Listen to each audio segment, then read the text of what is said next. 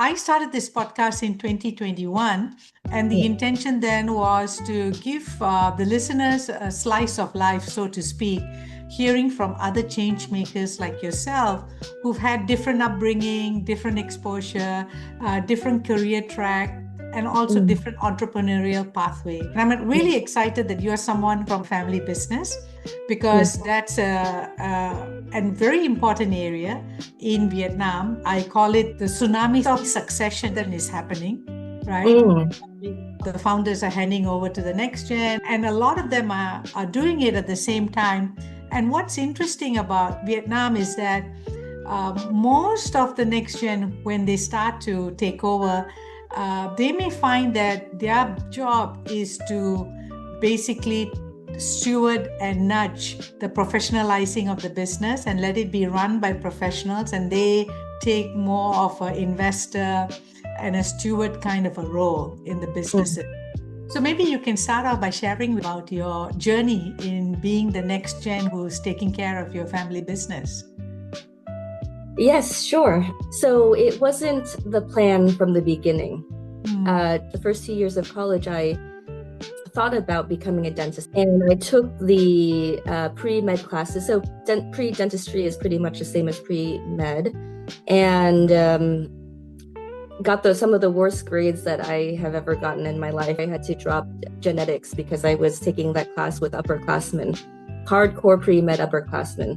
And so it wasn't the plan. I am a lawyer. I was living in the US. I didn't think I would take on the reins of the family business, and we thought we would have to hand it to relatives or my dad would have to sell it. But as fate would have it, I met my husband while in college on summer vacation in Australia, and he happens to be a dentist, a Vietnamese Australian dentist. So after he came to the US to live with me in New York while I was starting off my legal career, and he went to Columbia University.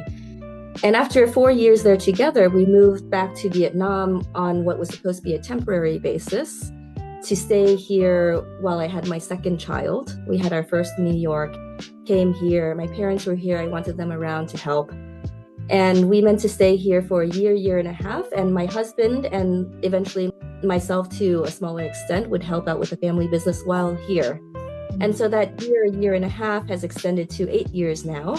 Wow. And we found ourselves becoming more and more rooted here. We get a lot of personal and professional satisfaction from taking on the family business and moving it forward.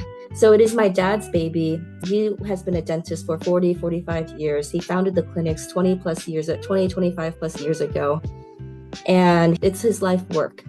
And I'm an only child. So besides me, it's this other baby. And I feel a lot of pride in taking it on as a family legacy. Not being a dentist, I take on all the other roles besides sort of the clinical aspect. My husband, we're kind of like a two-person team, but I feel like he brought back a lot of things that he picked up from his international practice in Australia and the US and his postgrad degree at Columbia. It was run as very informally with no written down policies and procedures, but we're putting a lot of that in place. We're kind of upgrading some of the techniques and the materials and the procedures used, and we're keeping everyone to a really high standard. We're also bringing back very Western concepts such as patient autonomy, consent. Communication is key. The old style Vietnamese way of thinking is that I'm the doctor, I'm the expert, you listen to what I say.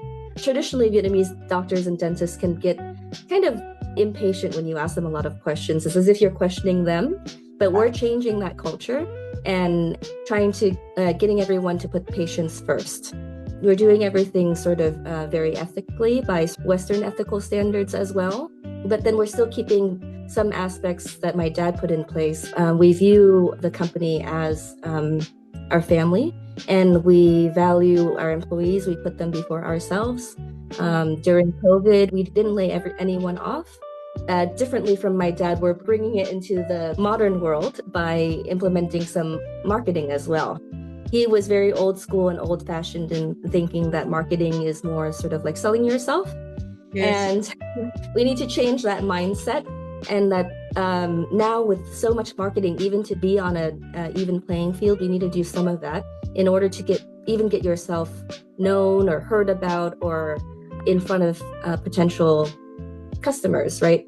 And so we're putting some of that aspect in place, and being on social media, etc. Oh, wow. Excellent. Thank you for sharing that.